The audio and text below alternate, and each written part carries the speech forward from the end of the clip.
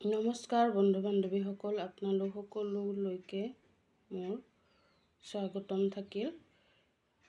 আজি মই বনাবলৈ লৈছোঁ এটি পনীৰৰ সাধাৰণ ৰেচিপি, য'ত নেকি ঘৰত থকা সাধাৰণ পাচলিৰে আমি অতি সুন্দৰভাৱে এটি পনীৰৰ ৰেচিপি তৈয়াৰ কৰি ল'ব পাৰোঁ, ঘৰতে খাব পৰাকৈ চটপট। গতিকে আহকচোন আজিৰ ভিডিঅ'টো আৰম্ভ কৰোঁ।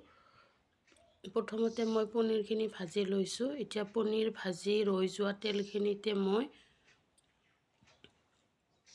পাচলিখিনি ভাজি ল'ম। পাচলি আপোনালোকে দেখিবলৈ পাব কি কি লৈছোঁ। সাধাৰণতে ঘৰতে থকা সকলোৰে ঘৰতে এই পাচলি কেইবিধ পোৱা যায়।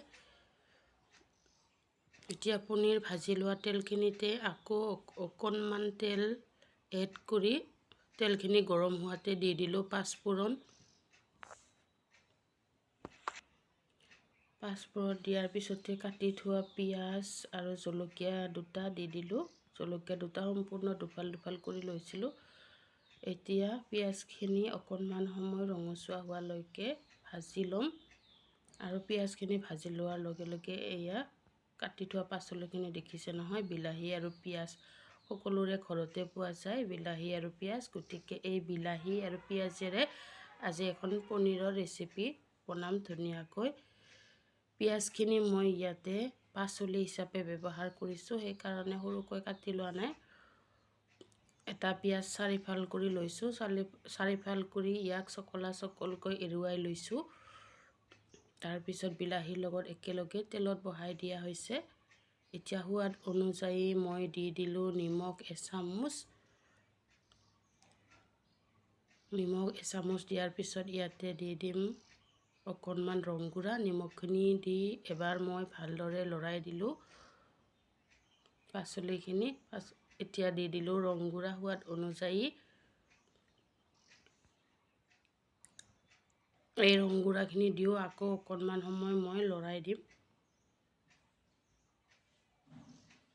এনেদৰে ঢাকনি নিদিয়াকৈ অকণমান সময় ভাজি লগাই গোটেই দিবলগীয়া ৰং নিমখখিনি দি লৈ শেষত ঢাকনিখন লগাই দিম কিছু সময়ৰ কাৰণে, যাতে বিলাহী আৰু পিঁয়াজখিনি ভালদৰে সিজি উঠে। এয়া দেখিছে নহয়, 5 মিনিট ধৰ নালাগে, কিছু সময় মানে 1 মিনিটমান পিছতে আপোনালোকে ঢাকনিখন উঠাই এনেদৰে লৰাই দিব পাৰিব। এয়া দেখিছে বিলাহীখিনি সম্পূৰ্ণভাৱে সিজি উঠিছে, গলি গৈছে। এতিয়া মই ভাজি থোৱা পনীৰখিনি ইয়াতে এড কৰি দিলোঁ।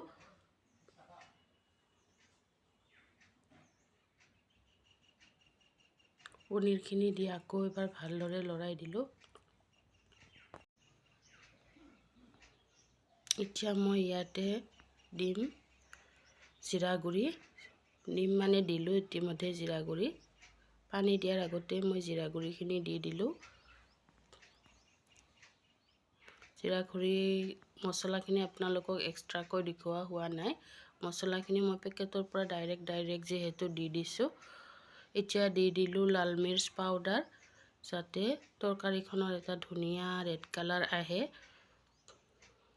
ধুনীয়া ৰেড কালাৰ আহিবৰ কাৰণে আপোনালোকে লাল মিৰ্চ পাউডাৰ দিব পাৰে, যিটো কালাৰৰ কাৰণে ব্যৱহাৰ কৰা হয়। আৰু এতিয়া দি দিলোঁ চব্জি মছলা শেষত একেবাৰে। যিহেতু মই তৰকাৰীখনত বেছি পানী নিদিওঁ, অকণমান পানী দিম, থুপথুপীয়াকৈ ৰাখিম, সেইকাৰণে গোটেইখিনি মছলা পানী নিদিয়াতে ব্যৱহাৰ কৰি লৈছোঁ। এনেদৰে ভালদৰে লৰাই গোটেই মছলাখিনি আপোনালোকে পনীৰৰ লগত মিক্স কৰি ল'ব। আৰু শেষত 1 গিলাচ ষ্টিলৰ কাপেৰে পানী দি দিছোঁ যোগ কৰি, সম্পূৰ্ণ 1 কাপ নহয়, ষ্টিলৰ কাপৰ আধা।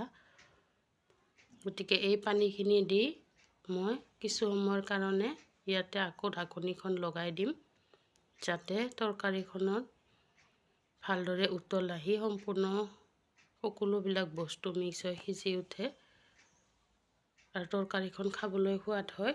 এয়া দেখিছে আমাৰ পনীৰৰ ৰেচিপি সম্পূৰ্ণভাৱে ৰেডি হৈ আহিছে খোৱাৰ কাৰণে।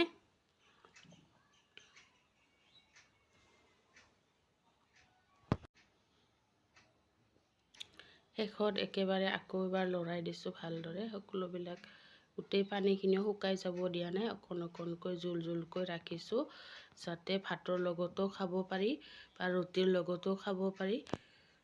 ঠিক তেনেদৰে ৰাখিছোঁ। এয়া আপোনালোকক মই এখন প্লেটত উলিয়াই দেখাইছোঁ। গোটেইখিনি তৰকাৰী দেখিবলৈ কেনেকুৱা হৈছে।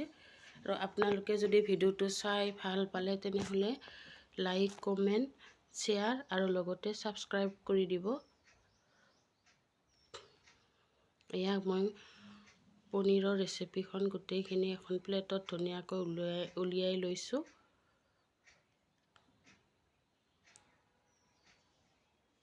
এয়া দেখিবলৈ পাইছে, দেখিবলৈ খুব ধুনীয়া কালাৰ হৈছে। গতিকে ভিডিঅ'টো ভাল লাগিলে আপোনালোকে লাইক, কমেণ্ট কৰিব। শেষত সকলোকে ধন্যবাদ জনাই আজিলৈ ভিডিঅ'টো ইমানতে সামৰণি মাৰিছোঁ। নমস্কাৰ।